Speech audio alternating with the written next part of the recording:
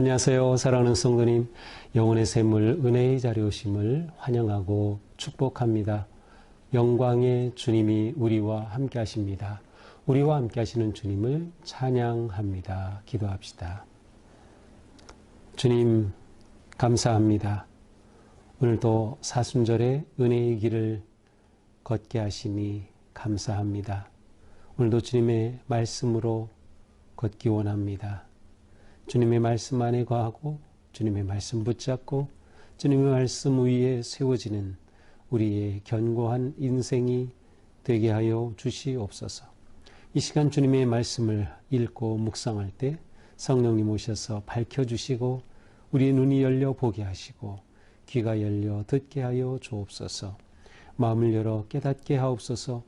주시는 말씀대로 살게 하여 주시옵소서. 오늘도 생명의 말씀으로 채워주셔서 사순절 은혜의 길을 승리하게 하옵소서. 예수 그리스도님의 이름으로 기도합니다. 아멘. 오늘 말씀은 마가복음 9장 30절에서 37절입니다. 그곳을 떠나 갈릴리 가운데로 지날새 예수께서 아무에게도 알리고자 아니하시니 이는 제자들을 가르치시며 또 인자가 사람들의 손에 넘겨져 죽임을 당하고 죽은 지 3일 만에 살아나리라는 것을 말씀하셨기 때문이더라. 그러나 제자들은 이 말씀을 깨닫지 못하고 묻기도 두려워하더라. 가버나움에 이르러 집에 계실새 제자들에게 물으시되 너희가 길에서 서로 토론한 것이 무엇이냐 하시되 그들이 잠잠하니 이는 길에서 서로 누가 크냐 하고 쟁론하였습니다.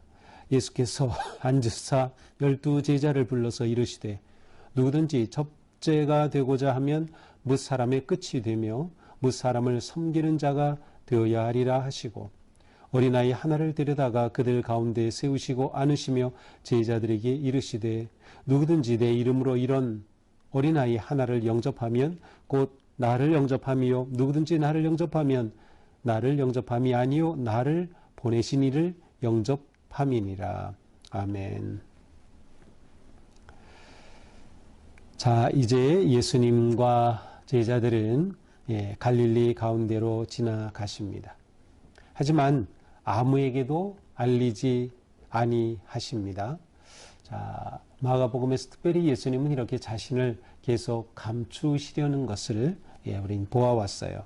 자, 그런데 이번에는 제자들에게 또 특별한 말씀을 하십니다. 31절이죠. 인자가 사람들의 손에 넘겨져 죽임을 당하고 죽은 지 3일 만에 살아나리라는 것을 말씀하셨다. 자, 예수님께서는 제자들과 함께 갈릴리로 지나가시면서 그들에게 예수님이 죽임을 당할 거다. 그리고 죽은 지 3일 만에 살아날 것이다. 라고 말씀하셨어요. 그러나 제자들은 이 말씀을 깨닫지도 못했어요. 그리고 감히 물어보지도 못했어요.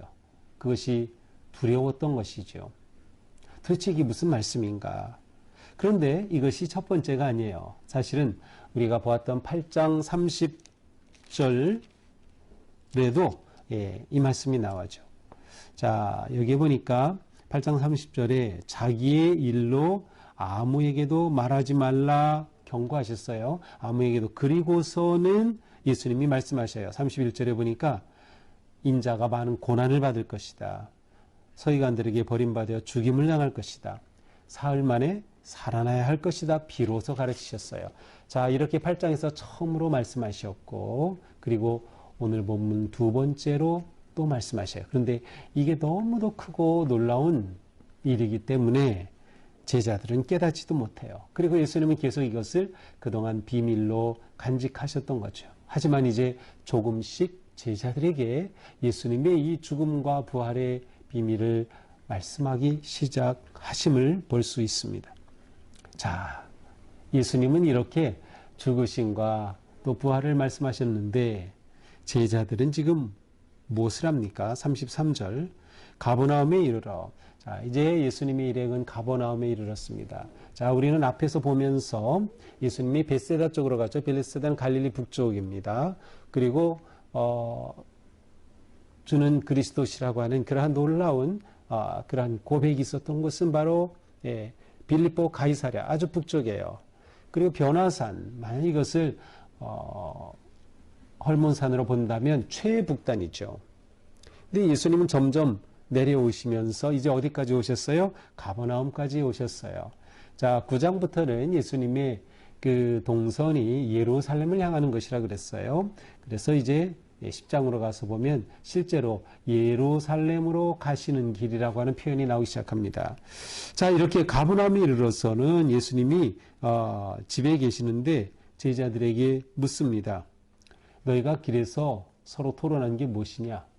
자, 예수님과 일행이 걸어서 오는 중에 제자들 사이에 뭔가 격렬한 논쟁이 있었어요. 예수님이 이거 몰라서 물으신 건 아니겠죠. 다 아셨어요. 그러면서 물으신 겁니다. 무엇을 가지고 이렇게 토론했냐. 아주 점잖은 표현이죠. 토론. 사실은 토론이 아니라 이들은 아주 격한 말로 서로 싸웠어요. 34절에 나오지요. 그들이 예수님의 이 물음에 잠잠해요. 아이고, 들켰구나.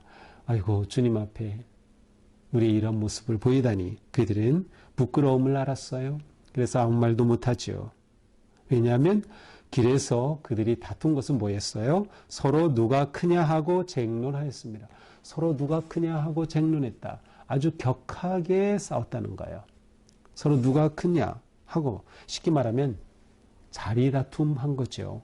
자리다툼. 요즘 세상에서 자리다툼 때문에 온통 난리죠. 지금 우리나라가 아주 이 자리다툼 때문에 난리입니다. 지도자들이 말이죠. 정치인들이 말이죠. 제자들도 똑같았어요. 서로 누가 크냐 쟁론한 것이죠. 자, 그때 예수께서 앉으시고 12제자를 불러서 말씀하십니다. 누구든지 첫째가 되고자 하면 뭇사람의 끝이 되며 뭇사람을 섬기는 자가 되어야 하리라. 자, 예수님께서 제자들에게 너희들 누가 서로 크냐고 그렇게 다퉜지? 그런데 정말로 너희가 큰 사람, 첫째가 되고자 한다면 뭇사람의 끝이 되고 섬기는 자가 되어야 한다. 예수님은 지금 제자들에게 아주 핵심적인 제자의 길을 가르쳐 주시는 겁니다. 예수님을 따르는 목적이 뭔지를 분명히 하시는 거예요. 너희가 한 자리 차지하는 거 아니야. 제자들은 지금 예수님이 예루살렘으로 향해 가시죠. 이제 예수님께서 정말 예루살렘에서 정권을 잡으시고 자기들은 한 자리 할 거라고 생각했어요. 이 자리, 내 자리. 그런데 예수님은 그들의 생각을 완전히 뒤엎으십니다. 첫째 되고자 하면 끝이 되고 사람을 섬기는 자가 되어야 한다. 그리고서는 어린아이 하나를 데려다가 그들 가운데 세우시고는 안아주시면서 제자들에게 말씀하셔요. 누구든지 내 이름으로 이런 어린아이 하나를 영접하면 나를 영접하고 누구든지 나를 영접하면 나를 영접하는 게 아니라 나를 보내신 이를 영접하는 것이다. 어린아이는 그 당시에 아주 인권이 없는 사각지대였어요. 그냥 소유물로 생각할 정도였죠. 심지어 어린아이 하면 종이라는 의미도 담겨 있을 정도였습니다. 무시당하고 인권을 존중받지 못하고 약하고 그들은 또 부모를 의존하지 않고서는 어른들을 의존하지 않고는 살 수가 없으니 이렇게 정말 멸시받던 어린아이가 그 당시 어린아이예요. 바로 그런 어린아이를 다 안아주시면서 이런 어린아이 하나를 영접하는 건 나를 영접하는 거다. 이런 어린아이를 사랑하는 건 나를 사랑하는 거다. 이런 어린아이를 존중하는 건 나를 존중하는 거다. 나를 존중한다는 것은 하나님 아버지를 존중하는 것이다. 라고 말씀하시는 거죠. 자, 나를 영접하는 것은 나 보내신 이를 영접하는 것이다.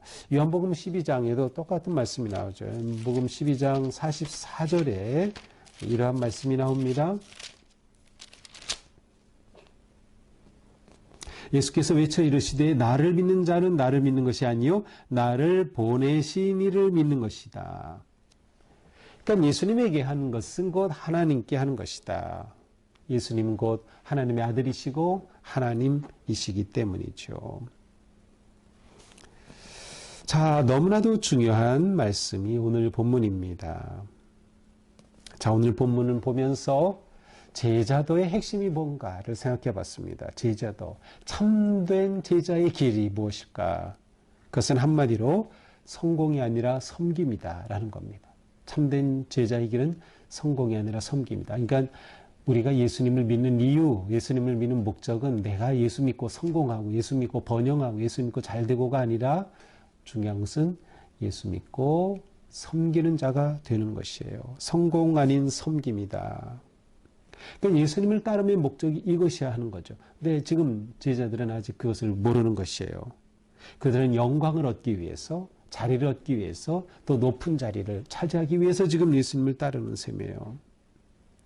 그러나 그것은 예수님을 따르는 제자의 참모습이 아니다. 진정한 제자는 섬기는 자다. 그러면서 앞에 예수님 뭐라고 하셨어요? 인자가 죽임을 당하고 예수님은 죽음으로써까지 우리를 섬기신 거예요. 예수님은 죽음으로까지 우리를 섬기셨다. 그것이 예수님의 섬김의 가장 핵심적인 것이죠.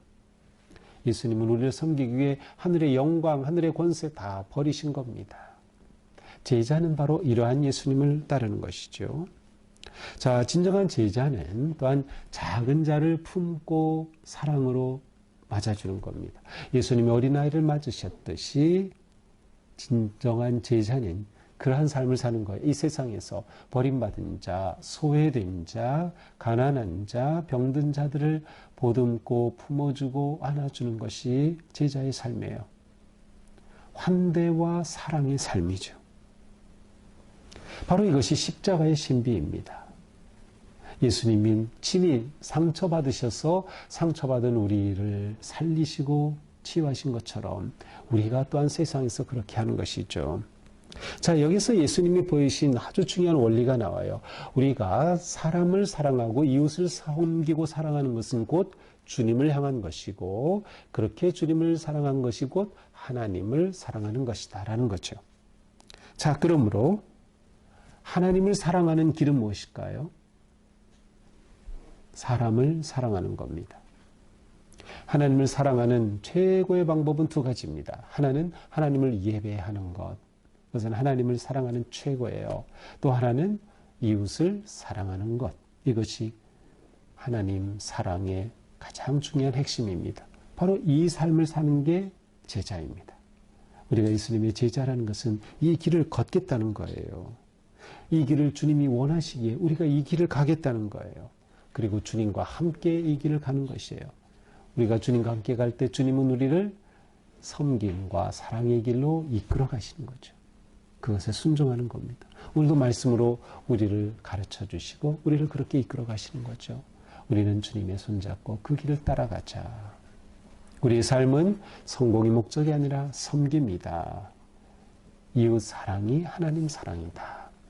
오늘도 우리의 삶이 이 세상에서 이렇게 하나님의 사랑을 드러낼 수 있는 진정한 제자의 삶이 되기를 축복합니다. 기도합시다. 주님 감사합니다. 오늘도 우리의 삶에 정말 진정으로 중요한 것이 무엇인가를 보여주셨습니다. 우리가 예수님을 믿고 예수님의 제자라고 말만 할 뿐 진정으로 예수님을 따르지 못함을 용서하여 주옵소서. 우리의 삶이 성공이 아니라 섬김을 추구하는 삶. 우리의 삶이 이웃을 사랑하고 환대하고 품어주는 삶. 특별히 소외받고 버림받고 어려움과 고통과 가난에 처해 있는 사람들을 우리가 진정으로 품어주며 환대하고 사랑할 수 있는 우리의 삶이 되게 하여 주옵소서. 이렇게 우리의 제자의 삶이 성장하고 성숙해 갈 수 있도록 오늘도 주님의 은혜로 붙잡아 주시옵소서. 예수님 이름으로 기도합니다. 아멘. 네, 오늘도 주님의 은혜 안에서 우리 삶이 이처럼 섬김의 삶 되기를 축복합니다. 사랑합니다.